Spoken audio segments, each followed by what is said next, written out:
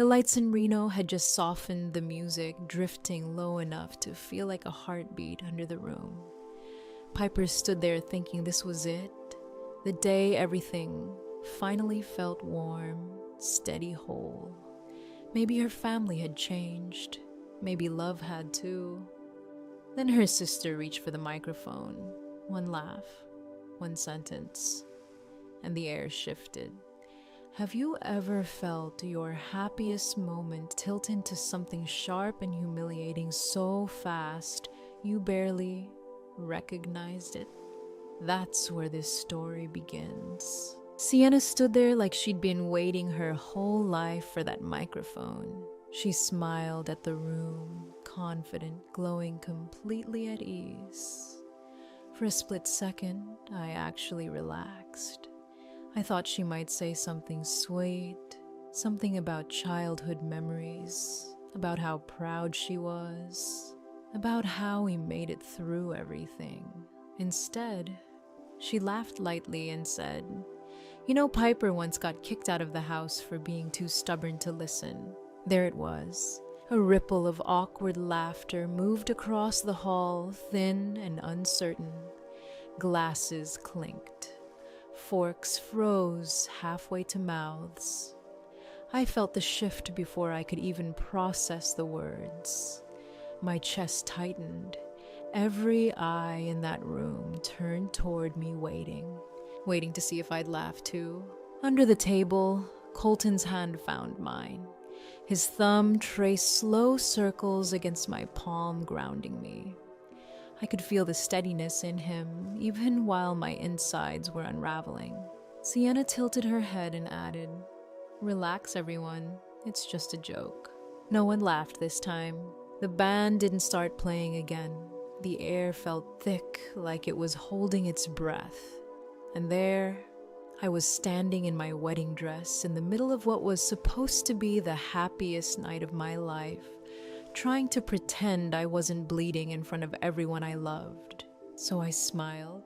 I smiled the way I've always smiled, controlled, polite, unbothered, as if the punchline hadn't been my childhood, as if being kicked out at 10 years old was just some funny personality quirk. The rest of the night blurred. People avoided eye contact. A few guests squeezed my arm too tightly, whispering, "She didn't mean it."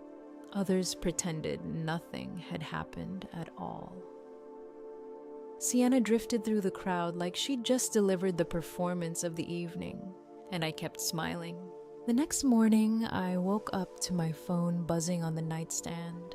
At first, I thought it was normal, leftover congratulations photos from friends, maybe a few late-night jokes about dancing.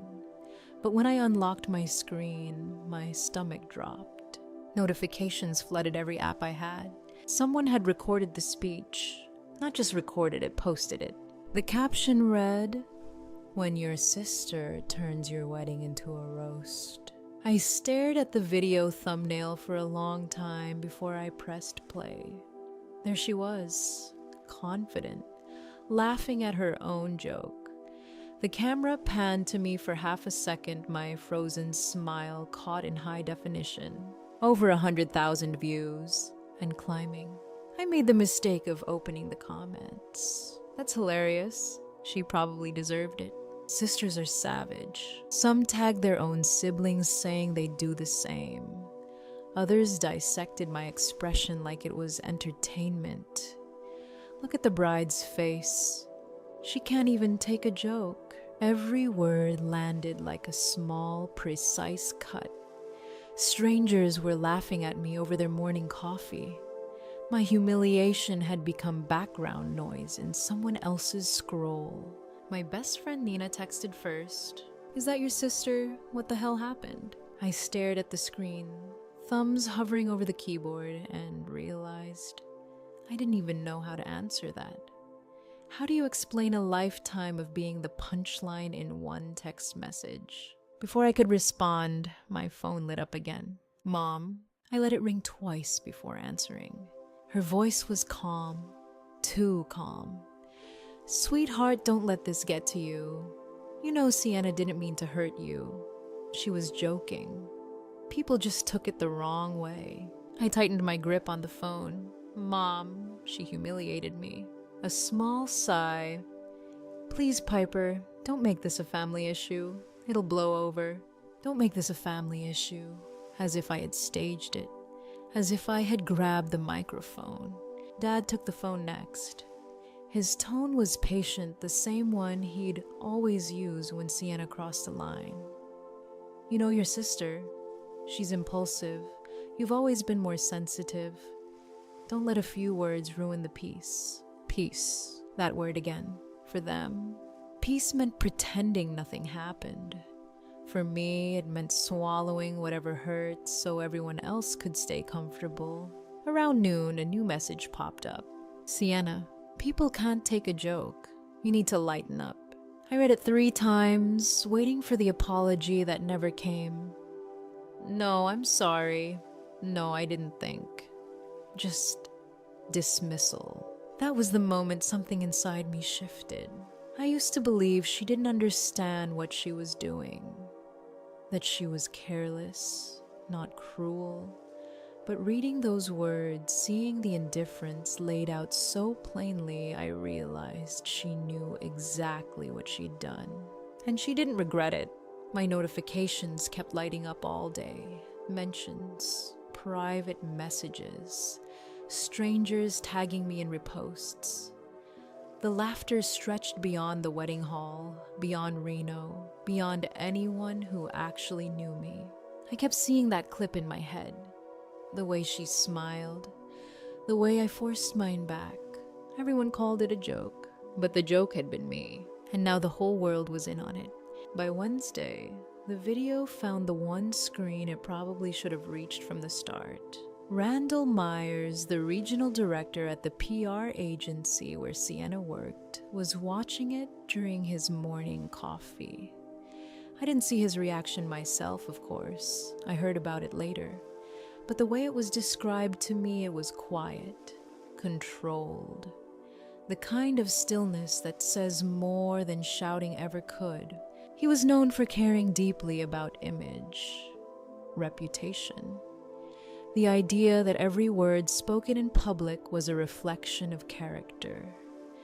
So when he watched Sienna standing at a wedding, laughing at her own cruel joke, dismissing it as just humor, something in him reportedly hardened.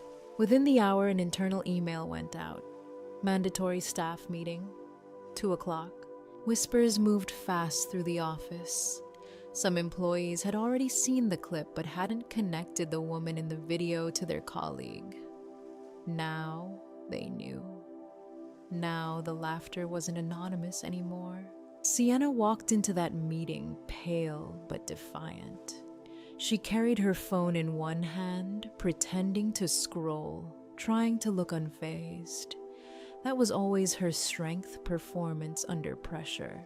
Randall entered with a printed copy of the company's code of conduct. He didn't slam it on the table. He didn't raise his voice. When you represent this firm, he said evenly, you represent respect, integrity, and empathy. The room went still. What I saw online was none of those. Sienna lifted her chin. It was just a joke, sir. Between sisters. It got taken out of context. Her voice wavered slightly, just enough to betray nerves. Randall held her gaze for a long moment before responding. Humor without respect isn't humor, Sienna. It's cruelty dressed as charm. No one spoke after that. He continued, calm but unyielding. We work in public relations. Every word we say, every image we project, reflects who we are. If we can't treat our own families with decency, how can clients trust us with their public image? There was no dramatic scene, no shouting, just policy, process, consequence. By the end of the meeting, she was asked to step outside. HR joined shortly after. Within the hour, her employment was terminated. No argument, no spectacle, Just quiet resignation as she gathered her things under the weight of her coworkers' eyes. I didn't know any of that in real time. I found out that afternoon when Nina called. Piper, did you hear her voice carry that strange mix of disbelief and sympathy? Sienna got fired. My cousin works with someone at her agency. Apparently, her boss saw the video. I didn't answer right away. My mind felt blank, like it couldn't quite catch up. Are you serious? I finally asked. Yeah, they said she crossed a line. Something about how a PR manager shouldn't mock family online. After I hung up, I sat there staring out the window for a long time. Colton walked in carrying a basket of laundry and paused when he saw my face. What happened? She lost her job, I said quietly, because of the video. His eyebrows lifted slightly. How do you feel about that? That question lingered. How did I feel? I'd imagined karma differently. I thought it would feel sharp and satisfying, like balance being restored. Instead, what I felt was complicated. A strange mix of sadness and relief. She had done this to herself, and yet, she was still my sister. My phone buzzed before I could untangle that thought. Mom, your sister is devastated, she said without greeting. She needs your support right now. There was no pause to ask how I was, no acknowledgement of what I had endured, just another reminder of my role. Be steady, be forgiving, be the bigger person. I didn't respond immediately. That night, the calls started coming from Sienna herself. I ignored the first few. By 10 o'clock, exhaustion won. I answered. Her voice was thick with tears. Piper, please. I need you to talk to Randall. Tell him it wasn't serious. Say you asked me to make that speech. The desperation in her tone was sharp, almost childlike. For a fleeting second, I felt something close to pity. Then she added, you know how hard I worked for that job. Please, just help me fix this. Fix this. As if it were a misunderstanding. As if the video hadn't shown exactly what happened. I took a slow breath. You made your choice, Sienna, I said quietly. You thought it was funny. You didn't care how it made me feel. Silence. Then a small, shaky inhale. So that's it, she whispered. You're really going to let me lose everything.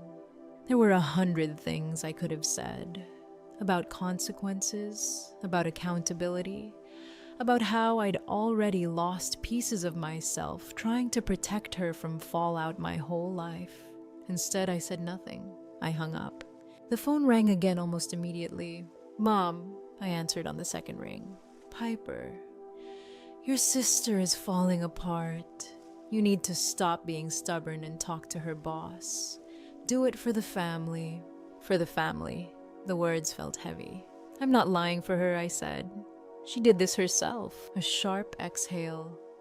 You've always been cold to her. Ever since you were little, you couldn't let things go. I'm asking you to forgive.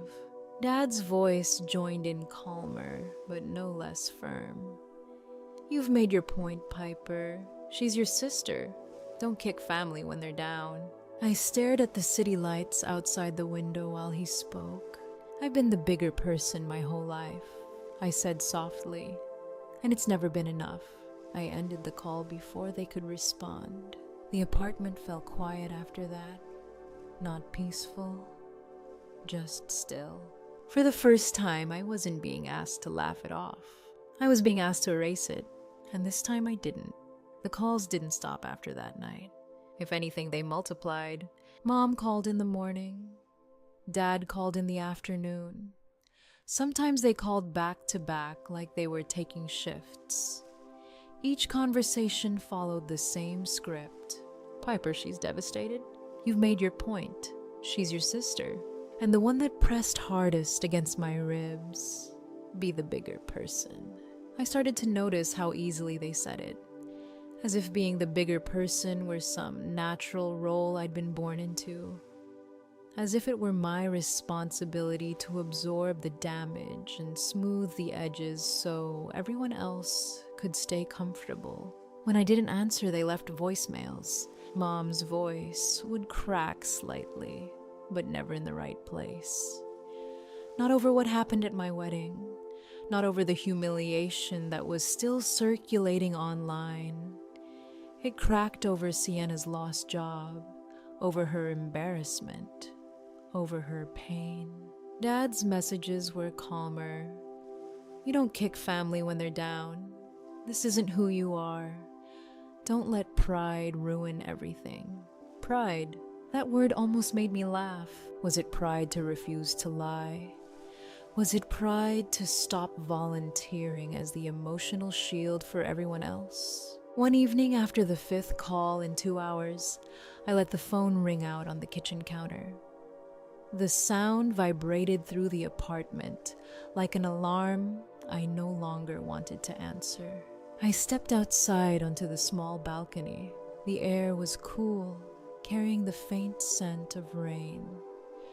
Below, the streetlights flickered on one by one, washing the sidewalk in a dull amber glow. Cars passed quietly.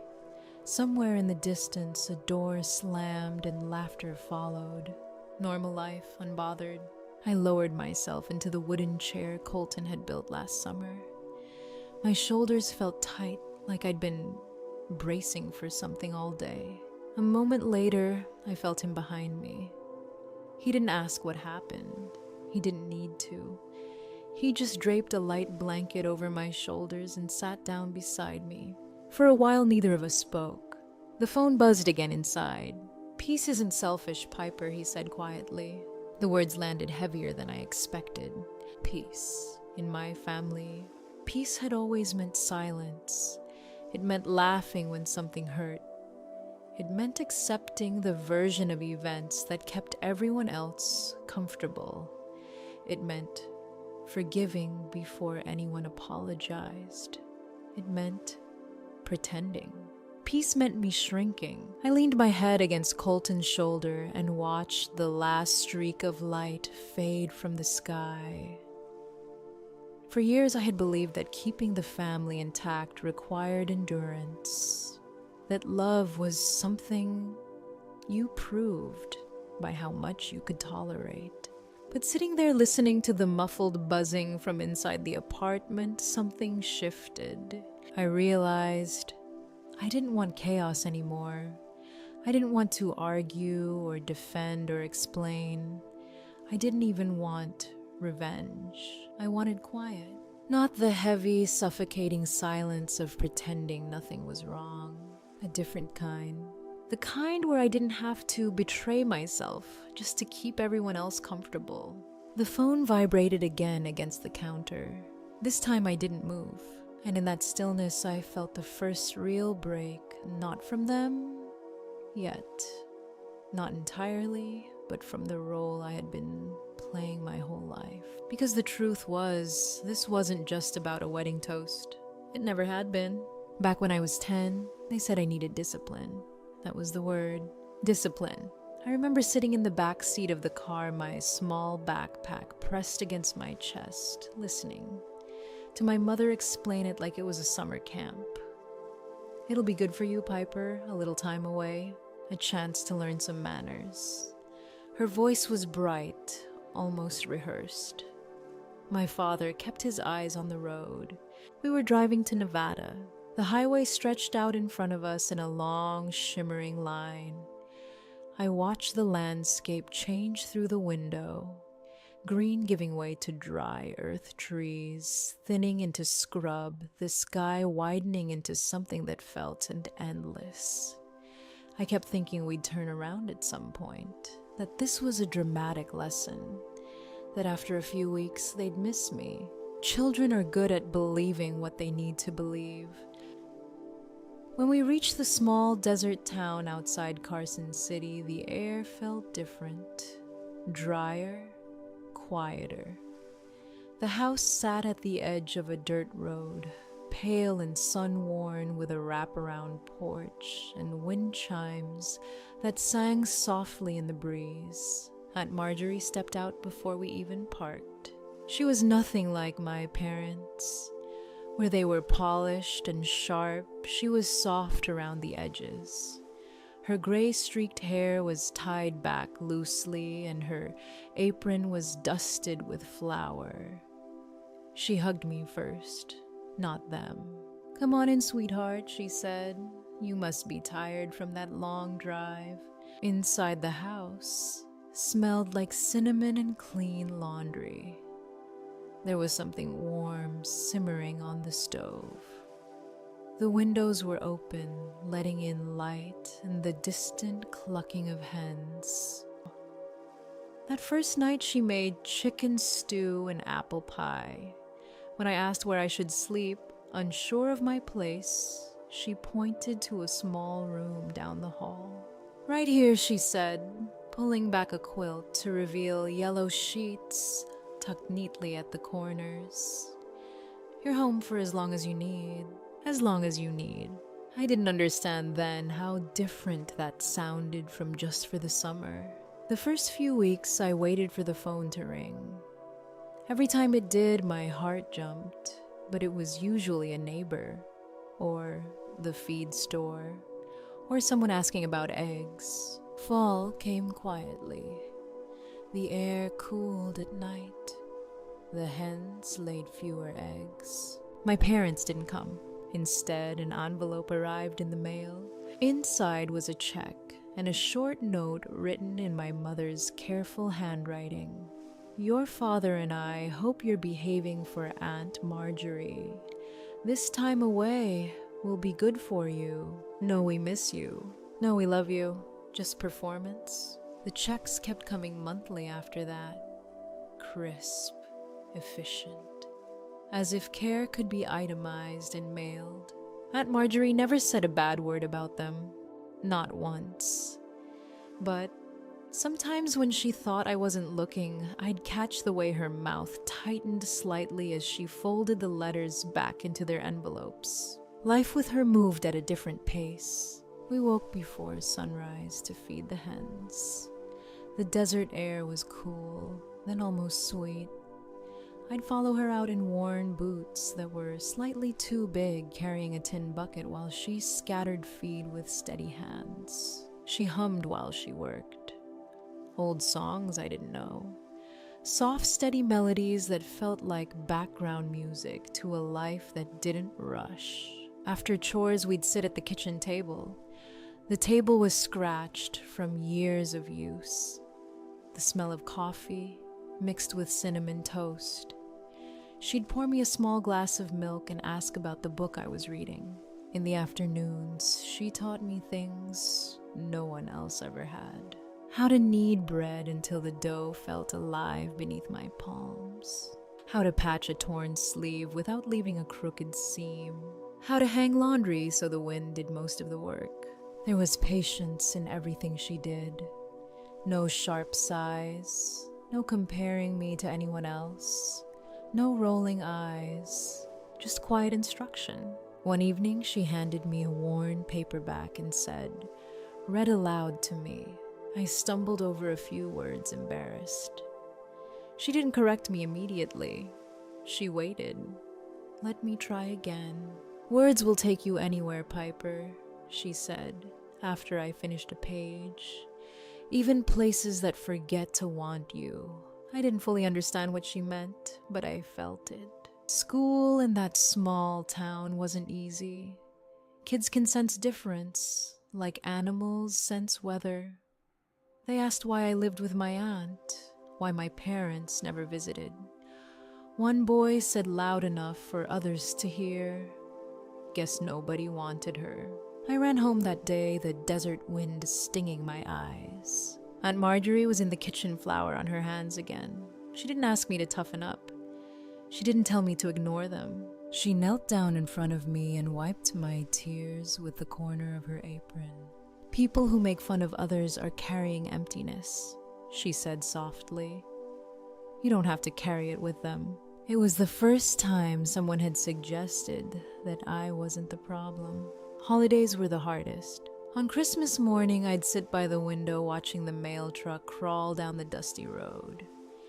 There was always a card from my parents, always a crisp bill tucked inside. No phone call, no visit, just paper. That first Christmas, I tried to act like it didn't matter. I thanked Aunt Marjorie for the small gifts she wrapped in brown paper mittens. She'd knitted herself a journal with thick pages, a set of watercolor paints. That night she set the table carefully. 2 plates, 2 glasses. She lit a single candle in the center. "You and I," she said, smiling gently, "we make our own family tonight." The phrase stayed with me. We make our own family. It sounded rebellious in a quiet way. Not loud, not angry, just certain. Years passed like that. Me growing taller, the desert sun bleaching the porch boards lighter each season, the yellow sheets staying tucked neatly on my bed. The checks kept coming, the visits never did. I stopped expecting the phone to ring. And somewhere along the way, I stopped believing I had been sent away because I was bad. I began to understand something harder and simpler. I had been inconvenient, too stubborn, too questioning. Not charming in the way Sienna was, but in that small house near Carson City, none of that mattered. Aunt Marjorie never asked me to be easier. She never asked me to shrink. She chose me quietly every single day. When I left for college years later, she hugged me the same way she had on that first afternoon. Firm, certain. "You'll make your own family someday," she said. "The kind that stays." I carried those words with me long after the desert disappeared in my rearview mirror. Because in that house that smelled like cinnamon and soap, I learned something my parents never taught me. Love isn't proven by obligation. It's proven by who shows up and who doesn't leave. The dinner invitation came 3 days after Sienna was fired. It wasn't framed that way, of course. Her mother called it a chance to sit down as a family. Her father added, "Clear the air." The location was carefully chosen, a polished restaurant in Reno, white tablecloths, low amber, lighting a place that made everything feel civilized, even when it wasn't. Colton squeezed Piper's hand as they walked in. "You don't owe anyone anything," he murmured. She nodded, but her shoulders were tight. Her parents were already seated. Sienna arrived minutes later, sunglasses still on despite the dim room, like she was stepping onto a stage. There were hugs, brief, stiff, obligatory, a round of polite smiles. The performance began immediately. They talked about traffic, about the wine list, about how busy everyone had been. Small talk layered carefully over something sharp and waiting underneath. Piper noticed how her father kept clearing his throat, how her mother's smile didn't quite reach her eyes, how Sienna avoided looking directly at her. The appetizers arrived. No one touched them. Finally, her mother leaned forward slightly. "Randall was harsh," she said gently. "You know how these corporate types are. Image-focused." There it was. Sienna's jaw tightened. It was a joke, she said. "People are so sensitive." Piper felt the room shrink. Her father sighed. "We just think if you made a quick call, explained that it was taken out of context. Randall respects you. It could make all the difference. The real agenda. Fix this. Fix her. Be the bigger person. Again." Piper folded her hands in her lap. Her voice, when she spoke, surprised even her with how steady it sounded. "I didn't get her fired. No one is saying you did her mother rushed. But you could help." Sienna finally looked at her. There was no apology there, only expectation. "You're being stubborn," she said. "This is my career." Piper inhaled slowly. And the wedding was my life. Silence. The words didn't rise, they settled. Her father shifted in his seat. We're not rehashing that. I am, Piper said quietly. Her mother's smile faded completely. You were 10, Piper continued, when you sent me away. Her father's hand froze mid-reach toward his glass. That was discipline, he said, defensive. You were acting out. I was 10. The air felt thinner now. Colton's knee brushed hers under the table's steady grounding. You drove me to Nevada, she went on. You handed Aunt Marjorie a check. Not a return ticket, a check. Her mother's lips pressed together. We thought it would be good for you, for who Piper asked. No one answered. She let the quiet stretch. I wrote you letters every week, she said. You sent birthday cards with signatures that looked like assistants wrote them. You called it character building. Sienna shifted uncomfortably. This is dramatic. Piper turned to her. You stood up at my wedding and told a room full of people that I finally found someone who could tolerate me. You called me the family rehearsal child. You laughed while strangers laughed at me. It was humor, Sienna snapped. It was humiliation. Another silence, heavier this time. Her father leaned forward. We are trying to fix what's in front of us, not dig up the past. That's the problem, Piper said softly. You've always fixed what's convenient. Her mother's voice trembled slightly. We did what we thought was best. For you, Piper replied. The waiter approached, hesitant, sensing the shift.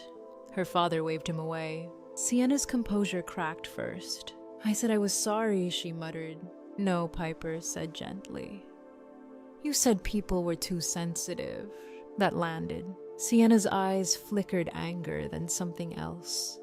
Fear. Just call Randall, her father insisted, his patience thinning. Say it was misinterpreted. Families protect each other. Piper looked at him for a long moment. Families protect the quietest person at the table too, she said. Colton reached for her hand above the table now. No more hiding it. I'm not calling him, Piper said. I'm not lying to repair something I didn't break. Her mother's face hardened. So you're choosing pride. I'm choosing peace. The words didn't shake. Sienna let out a disbelieving laugh. You're really going to let this ruin everything? Piper stood. It was already ruined, she said softly. I just stopped pretending. The chair legs scraped against the floor. Out in the fragile silence, a few nearby diners glanced over. Her father's voice dropped low.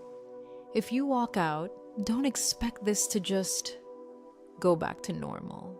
Piper met his eyes. It never was normal. She turned toward the exit.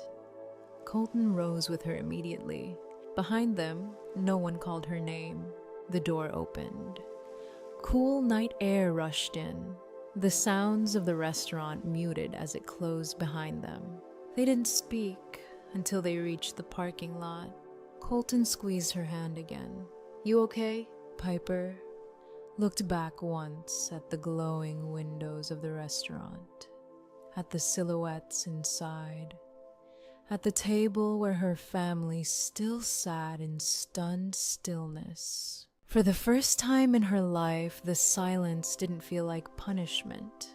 It felt like freedom. Inside at that table, the fracture settled into something final. No shouting, no dramatic exit speech.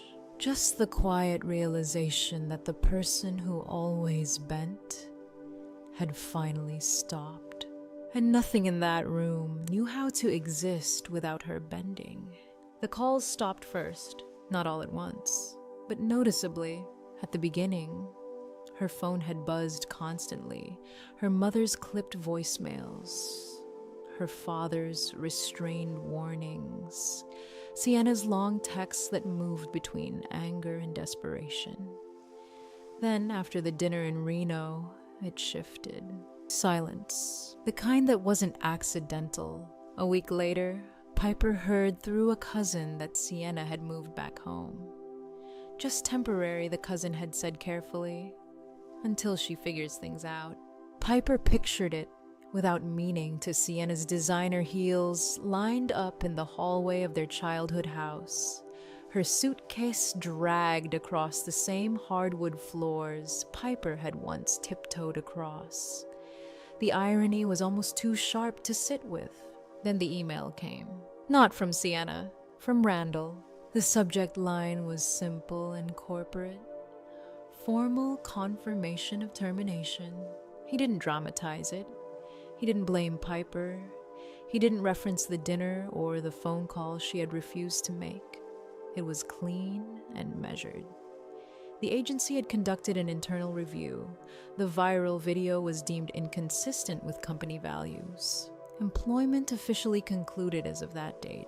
Professional. Final. Piper read it twice. There was a strange steadiness in seeing it written down. Not gossip, not emotion, just consequence. 2 days later, a letter arrived in the mail. Handwritten. Her mother's careful script. She opened it at the kitchen counter while Colton made coffee. It wasn't long. It didn't ask how she was. It didn't acknowledge the wedding. It spoke of disappointment, of how families weather storms together, of how public shame ripples outward, of how Piper's refusal to help had deepened wounds that did not need to exist. One line lingered. "You've always been sensitive, but I never imagined you would choose pride over blood." Piper folded the letter neatly. Colton watched her face. "Do you want to respond?" She shook her head. For the first time, she didn't feel the urge to explain herself, didn't draft a reply in her mind, didn't rehearse softer words that might make things easier. She slid the letter into a drawer and left it there. The house felt different after that. Quieter, yes, but lighter too. The tension that had hummed in the background of every day since the wedding had finally burned out. One evening, Colton sat beside her on the couch and said almost casually, "What if we just started somewhere new?" Knew how she asked. New city, new air. Somewhere that doesn't feel like it's waiting for you to apologize. They looked at each other. It wasn't a dramatic decision. No slammed doors, no midnight escape. Just a series of small yeses. Yes to listing the apartment. Yes to sorting through boxes. Yes to donating things that belonged to an old version of her, the one who kept peace at any cost. They chose Portland, not because they were running, but because it felt wide. The morning they packed the last box, Piper stood in the empty living room and let herself breathe. There was no ache in it, no panic, only space. Colton carried the final suitcase to the car and grinned. "Ready?" She looked back once, not at her family, not at Reno, not at the silence she'd left behind, at herself, at the woman who had stopped bending. "This isn't escape," she said softly. "It's not," Colton agreed. It was a beginning, and for the first time it didn't feel like she was being sent away. She was choosing to go. Portland didn't arrive like a rescue. It unfolded. Their apartment sat above a narrow independent bookstore, tucked between a cafe and a florist. On warm afternoons, the scent of espresso drifted up through the old wooden floorboards. When it rained, and it did often, the windows fogged softly, turning the streetlights into watercolor blurs. The first night there, Piper stood in the middle of the living room, surrounded by half-open boxes, and listened. No buzzing phone, no tightness in her chest, just the low murmur of voices downstairs as someone browsed late, and the distant sound of traffic humming along wet pavement. It felt possible. She found part-time work at a community arts center not far from the river. The building was bright and imperfect walls painted in layered murals from classes long past. Her job wasn't glamorous organizing workshops, setting up supplies, helping kids tape crooked drawings to the wall, but it felt honest. No one there knew her as a sister from a viral video. No one knew her at all, really. She was just Piper, the new instructor who stayed late to rinse brushes and who smiled when the shy ones finally spoke. In the evenings, she began teaching small online art classes. It started with a single post, an invitation to paint together on Sunday afternoons. 10 people signed up, then 20, then 50. They weren't looking for perfection, they wanted encouragement. A voice that said, "Your lines don't have to be straight to be beautiful." The irony didn't escape her. Colton worked remotely from the small desk by the window. Sometimes he'd glance over while she recorded a lesson and give her a silent thumbs up. Sometimes he'd pause just to watch her, steady, confident, unafraid to take up space. On weekends, they walked along the river, hands brushing jackets zipped against the cool air. They'd sit on the edge of the dock and talk about small things, groceries, books, the stray cat that had started lingering near the stairwell. They didn't talk about Reno much. They didn't need to. The healing wasn't loud. It wasn't a breakthrough moment or a grand speech. It was in the ordinary rhythms, cooking dinner together, laughing when a painting went wrong, choosing what color to hang in the hallway without worrying who would criticize it. Family began to look different. It was the bookstore owner downstairs who left fresh scones at their door on Sundays. It was the neighbor who watered their plants when they visited the coast for a weekend. It was the students who sent photos of their finished canvases, proud and unfiltered. It was Colton every day choosing her without hesitation. Months passed before the email arrived. The subject line was simple. From Sienna. Piper stared at it for a long moment before opening it. Her pulse didn't spike. Her hands didn't shake. The message was brief. I was jealous. I shouldn't have said what I did. I hope you're happy. That was all. No long explanations. No excuses. No references to the firing. No mention of their parents. Just that. Piper read it twice. Jealous. The word felt smaller than she'd expected. She thought about the wedding toast, the laughter, the years before that, the dinner in Reno, the silence that followed. She waited for something sharp to rise in her chest. It didn't. Instead, there was a calm recognition. An understanding that some apologies arrived too late to reopen doors, but not too late to acknowledge truth. Colton was in the kitchen when she walked in, laptop in hand. From her, he asked gently. She nodded. And she said she was jealous. He studied her face. How do you feel? Piper considered it. Like it's not my responsibility anymore. She went back to the desk, hovered over the reply button for a moment, then closed the window instead. Delete. Not out of anger, not out of revenge, but because she didn't owe the past another version of herself. That night, they walked to the river again. The sky was streaked in soft pinks and grays, the water moving steadily beneath the bridge. Piper leaned against Colton's shoulder and watched the current. Peace, she realized, wasn't dramatic. It didn't announce itself. It felt like this quiet, steady earned. She thought about the 10-year-old girl sent away under the word discipline. About the bride standing frozen under chandeliers while a room laughed. About the woman at a restaurant finally saying no. Family, she understood now, wasn't obligation. It was presence. It was safety. It was choosing and being chosen without humiliation attached. She didn't hate Sienna. She didn't hate her parents. But she no longer needed their approval to define her worth. The river kept moving, carrying leaves and reflections. And the last light of day, Piper squeezed Colton's hand. She had not escaped. She had not lost. She had built something quieter, stronger, a life where peace didn't require her silence. And for the first time, that was enough. Piper's story was never really about a wedding toast. It was about the moment she stopped shrinking to keep everyone else comfortable.